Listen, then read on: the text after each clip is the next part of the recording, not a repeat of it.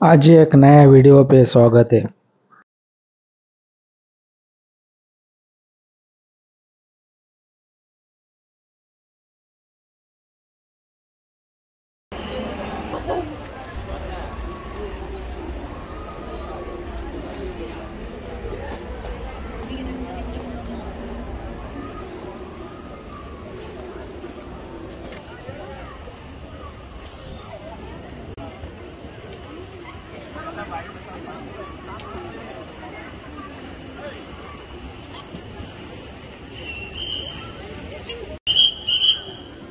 Hanging bridge.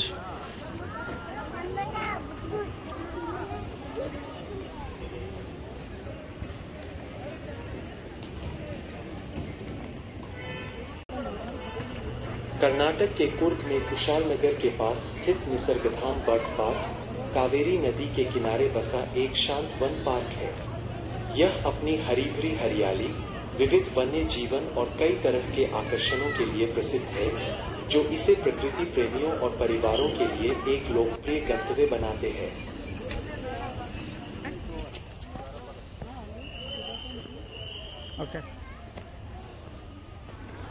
कैसे पहुंचे मदिकेरी से लगभग 29 किलोमीटर, कुशलनगर से लगभग 3 किलोमीटर, सड़क मार्ग से मैसूरमदिकेरी राजमार्ग के माध्यम से पहुंचा जा सकता है।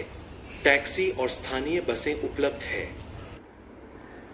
Walk in exotic bird aviary 2000 वर्ग फीट का बंद स्थान, जहां आगंतुक अंदर जा सकते हैं और विभिन्न पक्षी प्रजातियों के साथ बातचीत कर सकते हैं, जिसमें बुग्गी, अफ्रीकी लवबर्ड, कॉकटेल, कॉर्नर्स, अफ्रीकी ग्रे तोते, मैको, तीतर, टर्की, गीज और बत्तख शामिल है।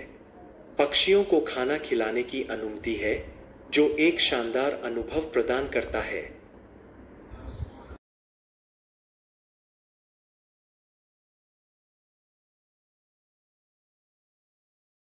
ಅವ್ರಿಗೆ ಪೋಸ್ಟ್ ಇರ್ತದಲ್ಲ ನಿಮಗೆ, ಹಿಂಗೆಲ್ಲ ಇಟ್ಕೋಬಹುದು ಅಂತ ಇದನ್ನ ಜಾಂಬು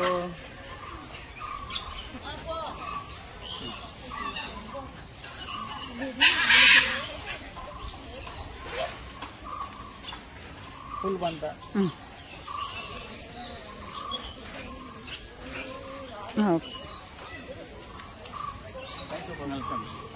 ಮುಕುಟಿ ಸರ್, ಇದ್ರ ಹೆಸರು ಇಗ್ಗೋಣ ಅಂತಾರೆ. ನಾವು ಇಟ್ಟಿರೋದು ವೆಜ್ ನೇಮು ಜಂಬು. ಇದು ವೆಜ್, ಇದು ಪ್ಯೂರ್ ವೆಜಿಟೇಬಲ್ ತಿಂತಾರೆ. ಬೆಳಗ್ಗೆ ಟೈಮ್ ನಾಷ್ಟಾಗಿ ಇದಕ್ಕೆ ಸಾಂಬಾರ್ ಸೊಪ್ಪು, ಮಧ್ಯಾಹ್ನ ಲಂಚ್ಗೆ ಫ್ರೂಟ್, ಪಪ್ಪಾಯ ಆ ಥರ ಫೀಡ್ ಕೊಡ್ತೀವಿ. ಮೇಡಮ್ ಇದ್ರ ಹೆಸರು ಅಂಬರ್ಲಾ ಕೊಕೊಟೋ. ಇದ್ರ ಏಜ್ 4 ಏಜ್. ಎಷ್ಟು ವರ್ಷ ಬದುಕಿರುತ್ತೆ? ಒಂದು 50 ವರ್ಷ ಇರ್ತದೆ. ಇದಕ್ಕೆ ಸೀಡ್ಸ್ ಊಟ ಬೆಳಿಗ್ಗೆ ಮೊಳಕೆ ಕಾಳು, ಮೊಟ್ಟೆ, ಡಯಟ್ ಕೊಡ್ತೀವಿ. ಮಧ್ಯಾಹ್ನಕ್ಕೆ ಆಮೇಲೆ ಸೂರ್ಯಕಾಂತಿ ಕೊಡ್ತೀವಿ. What milk? ವಾಟರ್ ಮಿಲನ್, ಹಣ್ಣುಗಳು ಅದೆಲ್ಲ ಕೊಡ್ತೀವಿ. Milk, egg, watermelon, all this food for this. Okay. ಮತ್ತೆ ಇದಕ್ಕೆ ಕಚ್ಚೋದು ಮಾಡೋದು ಏನಿಲ್ಲ? ಮಾತಾಡುತ್ತಾ? ಏನೆಲ್ಲ ಮಾತಾಡುತ್ತೆ? ಅದೆಲ್ಲ ಕರೀತಾರೆ. ಅವ್ರು ಖುಷಿ ಇರೋ ಕೈಯಲ್ಲಿ ಹೋಗಿ ಕೂತ್ಕೊಳ್ತಾರೆ. What is the name? Ammu eats everything. Yeah, okay, done. Thank you.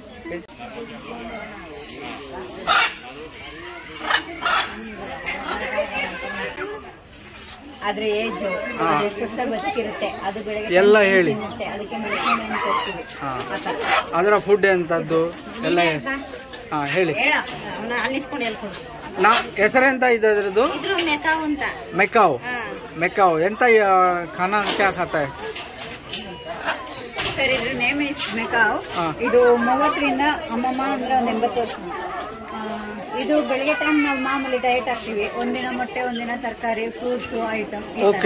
ಇನ್ನು ಅದಕ್ಕೆ ತಿನ್ನಕ್ಕೆ ಸ್ವಲ್ಪ ಸ್ವೀಟ್ಸ್ ಕೊಡ್ತೀವಿ ನಾವು. ಇನ್ನು ಮಧ್ಯದಲ್ಲಿ ನಮಗೆ ಫ್ರೂಟ್, ಹಣ್ಣು, ಪಪ್ಪಾಯ, ಮಿಲ್ಕಿ ಹಣ್ಣು, ಕಲ್ಲಂಗಡಿ, ಬನಾನಾ ಈ ತರ ಮಧ್ಯದಲ್ಲಿ ಕೊಡ್ತೀವಿ.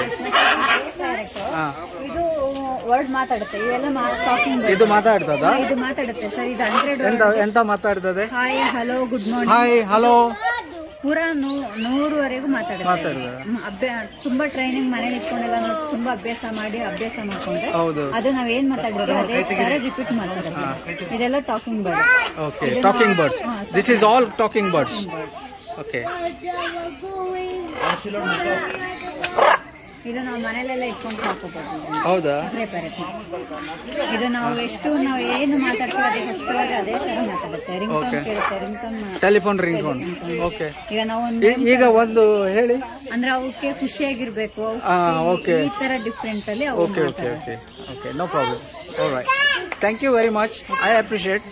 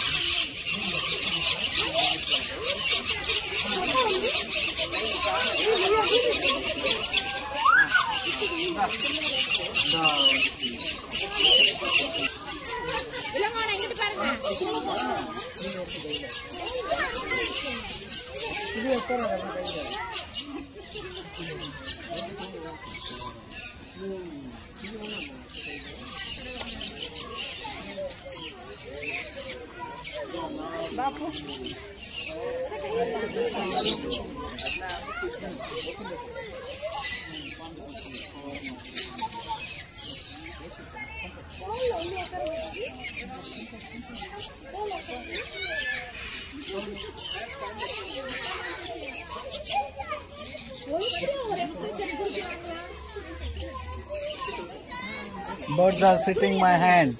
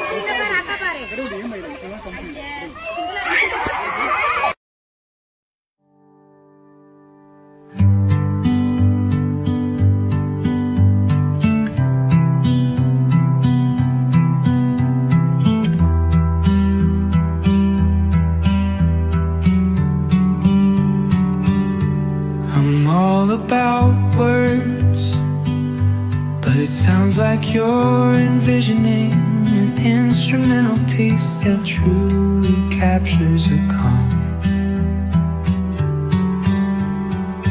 beachy ambience. Since this one's not about lyrics, I'd suggest imagining soft finger picking on a sun-soaked guitar. Occasional melodic bends reminiscent of waves rolling, ash rolling ashore.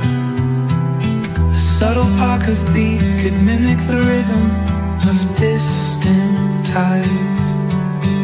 Let the absence of vocals create room for the guitar. Thank you for watching my video. Please subscribe, like and comments. Thank you for watching my video. Please subscribe, like and comments.